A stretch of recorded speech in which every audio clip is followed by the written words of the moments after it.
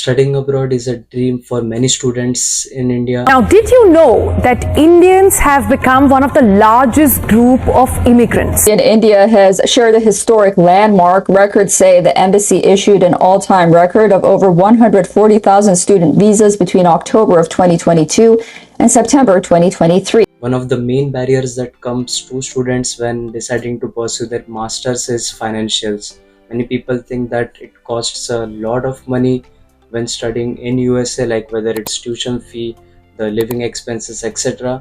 But I did my masters in USA, and in this video let's have a breakdown of all the costs that I incurred during my time here. So without wasting any time, let's get into it.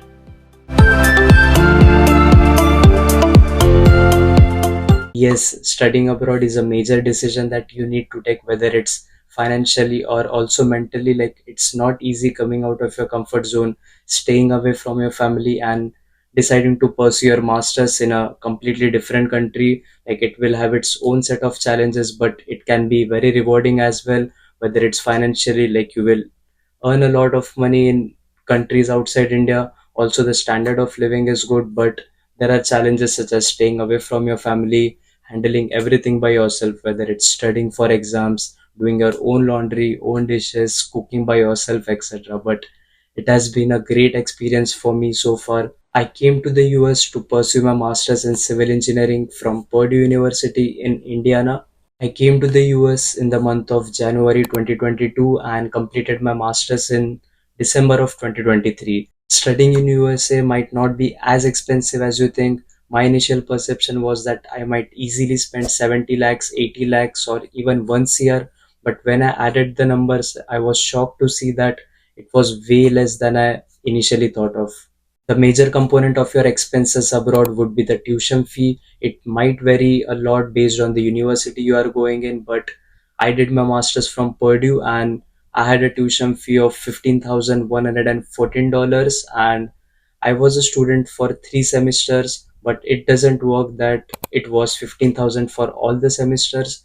The course and fee structure in US and India is very different. In India, you pay fees annually, so that is for 2 semesters, and also you have a fixed number of subjects that you need to take every semester. But in USA, it's quite different. Like, you have a credit system where, for my masters, for example, I needed to take 30 credits in order to graduate, and each subject usually has 3 credits. It depends on universities, but for me, each subject had 3 credits, which means I had to take 10 subjects in order to graduate. And on paper, your master's degree is for 2 years, but I finished it in 3 semesters by taking the credits early, and it's definitely possible. It's not too tough. Like, it depends on which course you are taking and the university, as well as the faculties, like how strict they are. So I took 12 credits in the first semester, another 12 in the second semester, and I was remaining with 6 credits in my last semester. So the fee structure is also quite interesting. Like, you might think my semester fees is 15,000, so it is 15,000 into 3 semesters,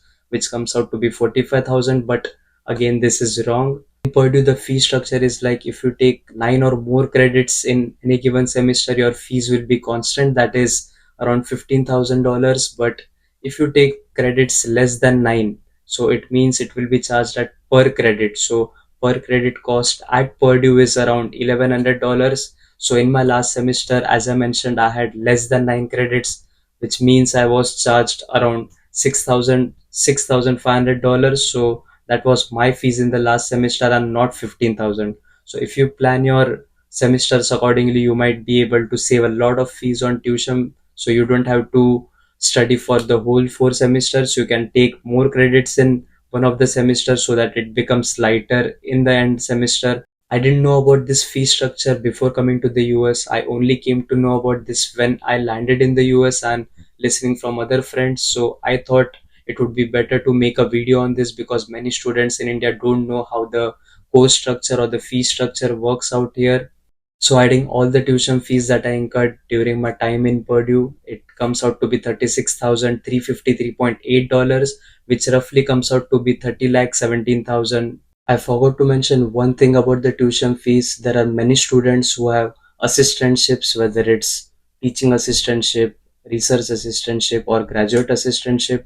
And at least at Purdue, I know that if you get one of these assistantships, your tuition fee is completely waived off, and also you get stipend on top of that. I have a few friends who didn't pay any tuition fees, so basically their cost of education in US was around zero. So there are other ways to do that. You can also do part time to cover your living expenses, but I won't cover that in this video. I will probably make a separate video on how you can earn income in the US as a student and how you can find assistantships. I can maybe get an interview with one of the students who had assistantships in their semester. So that will probably be a topic for a new video. So this is my total tuition expenses that I incurred. Apart from this, you need to take insurance during your time in the US. So university has their tie-ups with some medical insurance providers, and you need to enroll in that. You might take some other insurance, but you might need to file some waiver for that, and I don't know if it's really a good option. It's safe to take an insurance provided by the university, which is what I did. So the total insurance cost for me during my stay at Purdue came out to be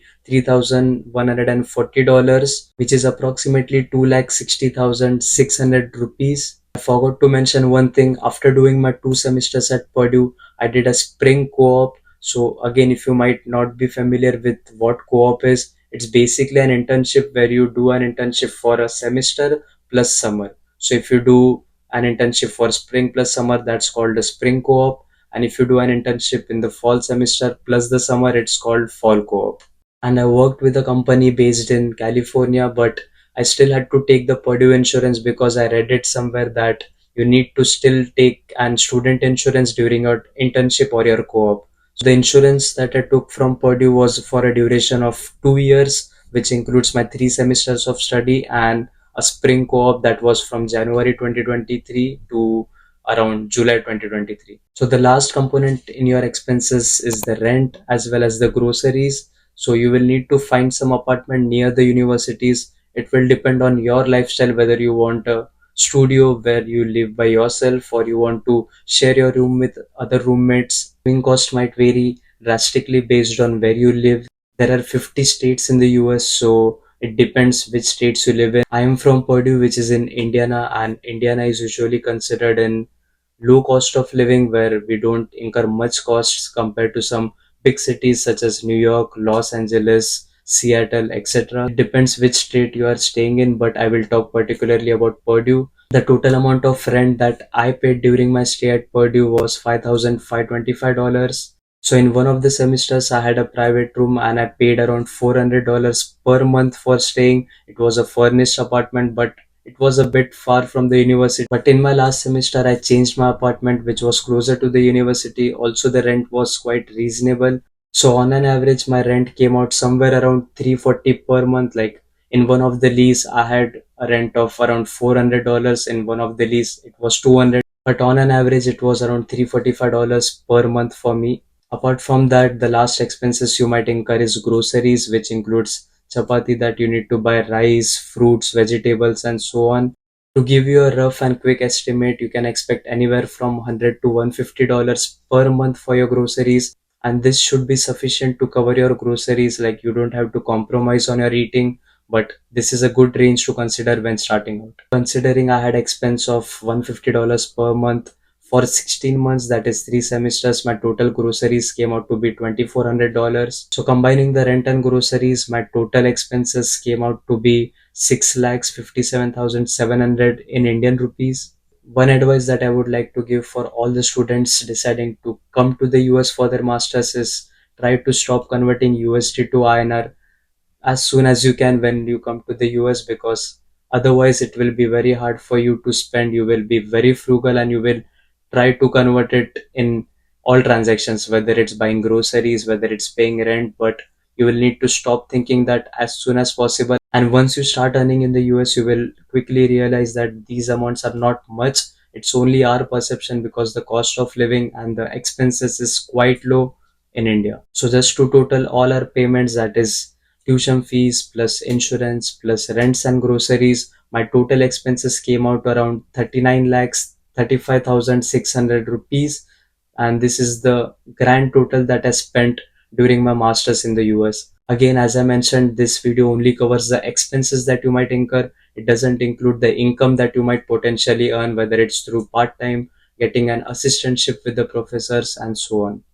So when you decide to pursue your master's or bachelor's in the US, you get a document named I-20, which shows you the breakdown of the costs that you might expect to incur, which includes living expenses, tuition fees, and other costs. So for me, it showed around $44,668, but as I mentioned, like it was nowhere closer to that. The I-20 amount is only for 10 months, that is annual amount, but I incurred much less than that. So there are definitely ways that you can get your masters done in the US for very cheap, whether it's completing your masters in less semesters, getting an assistantship, doing part-time, and so on. I hope this video helps you clarify the finances that you might require if you decide to pursue your higher education in the US. Comment down if you have any queries about this, or if you think I missed out on some costs. Like and subscribe my channel if you find my content useful. Thank you again for watching this video. Until next time.